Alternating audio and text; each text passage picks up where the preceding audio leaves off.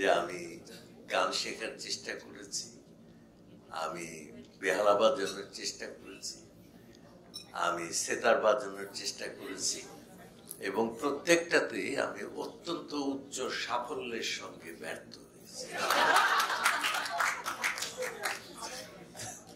আমার মনে পড়ে যে বিশ্ব সাহিত্য কেন্দ্রে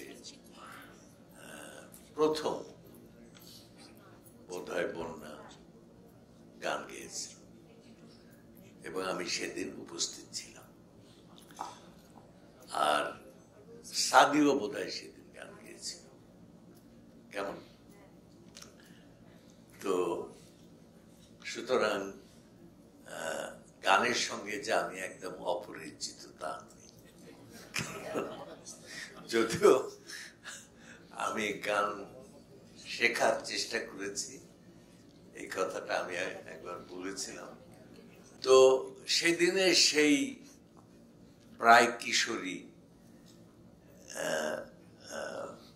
রেজওয়ানা চৌধুরী বন্যা আজকে আমাদের মাথার মুকুট।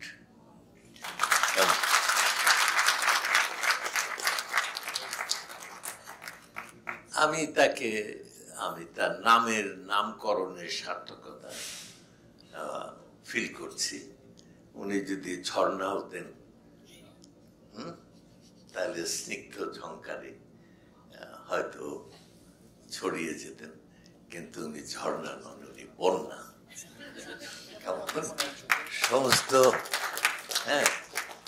সমস্ত পৃথিবীকে কেমন ডুবিয়ে দেওয়া।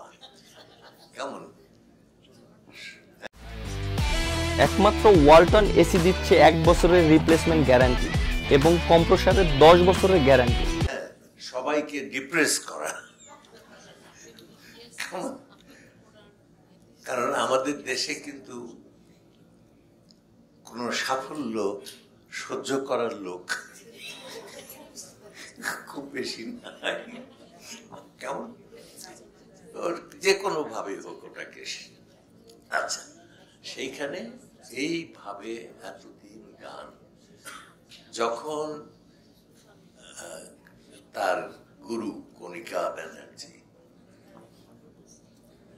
যখন গান গাইতেন, আমার সবচেয়ে প্রিয় গায়িকা, এবং আমার মনে হয় যে একজন রবীন্দ্রনাথ খুব সুন্দর বলেছেন এক জায়গাতে যে গুরু হচ্ছেন প্রতিভাবান শিক্ষক আর শিষ্য হচ্ছেন প্রতিভাবান ছাত্র।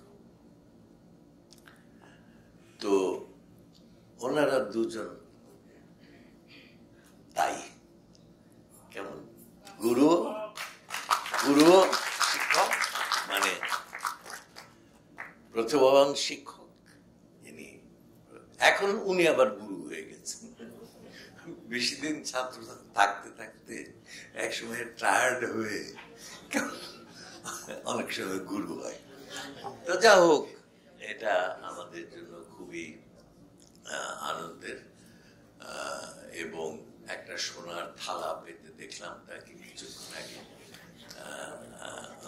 ওই সোনা দেখে আমি মুগ্ধ হই নাই, ব্যথিত হয়েছি যে ওটা তো বেশ দাম। তো তখন মনে হয় যে আরে আমিও যদি পেতাম তাহলে হয়তো খুশি হতাম। তো আপনি অনেক কাজ করেছেন, আপনি মানে প্রাণ দিয়ে গান করেছেন। আপনাকে কেন আপনি বলতাম জানি না, কেমন তখনই একটা করে দেওয়া উচিত ছিল। তো যাক, তো এইসব আমি সবসময় দেখেছি যে শরীর খারাপ থাকলে বক্তৃতা লম্বা হয়।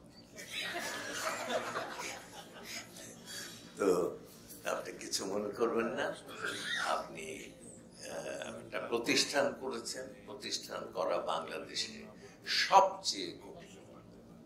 কেমন? সবচেয়ে কঠিন, শায়দ এটা বলতে পারবে যারা প্রতিষ্ঠান করেছে তারা বলতে পারবে। তো সেই প্রতিষ্ঠান আপনি করেছেন এবং গানের মাধুরী দিয়ে সবার হৃদয়কে জয়